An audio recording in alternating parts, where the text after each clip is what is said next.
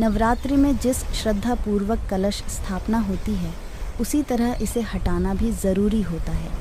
यदि आप गलत तरीके से नारियल हटाते या प्रयोग करते हैं तो इससे इसका अपमान होता है। ऐसे में आपको नवरात्रि में की गए पूजा व्रत का फल नहीं मिलता है। आइए ज्योतिषाचार्य से जानते हैं कि नवरात्रि के बाद कलश में रखे नारियल का क्या करना चाहिए। इस साल शारदीय नवरात्रि 15 अक्टूबर 2023 से शुरू होकर 23 अक्टूबर 2023 को समाप्त होंगी। नवरात्रि में पूरे 9 दिन पूजा पाठ के साथ व्रत रखा जाता है। दरअसल नवरात्रि एक संस्कृत शब्द है जिसका अर्थ है 9 रातें। इन 9 रातों और 10 दिनों के दौरान भक्त शक्ति की देवी माँ जगदम्बा के 9 रूपों घट स्थापना के साथ इसकी शुरुआत होती है। इस दौरान एक नारियल रखकर कलश स्थापना या घट स्थापना होती है।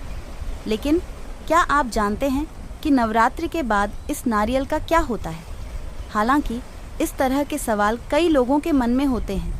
ज्योतिष शास्त्र के मुताबिक जिस श्रद्धापूर्वक कलश स्थापना होती है, ठीक उसी तरह इसे हटाना भी ज़रूरी होता है।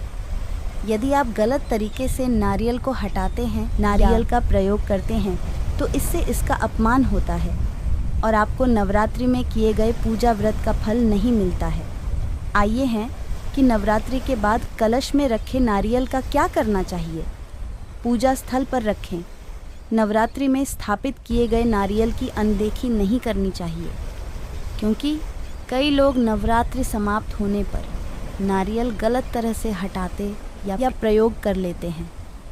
ऐसा करने से उन्हें 9 दिन की पूजा का फल नहीं मिल पाता। बता दें कि कलश पर रखे नारियल में माता रानी की विशेष कृपा होती है। ऐसे में नवरात्रि के बाद इस नारियल को लाल रंग के कपड़े में लपेटकर पूजा स्थल पर रखें। ऐसा करने से माँ प्रसन्न होती हैं और मनोकामनाएं पूर्ण करती हैं। नवरात्रि में स्थापित कलश के ऊपर रखे नारियल को 9 दिन बाद विधि विधान से हटाना चाहिए। इसके बाद इसको आप नदी या बहते पानी में प्रवाहित कर सकते हैं, या फिर बेहतर होगा कि आप इसको प्रसाद के रूप में कन्याओं को बांटें और स्वयं भी खाएं। ऐसा करने से आप माँ से सुख समृद्धि पा सकते हैं।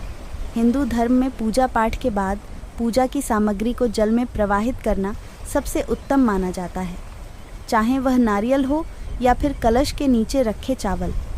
नवरात्रि के बाद सभी को जल में प्रवाहित ज़रूर करना चाहिए। दरअसल ऐसा करने से कोई दोष नहीं लगता और पूजा का संपूर्ण फल प्राप्त होता है।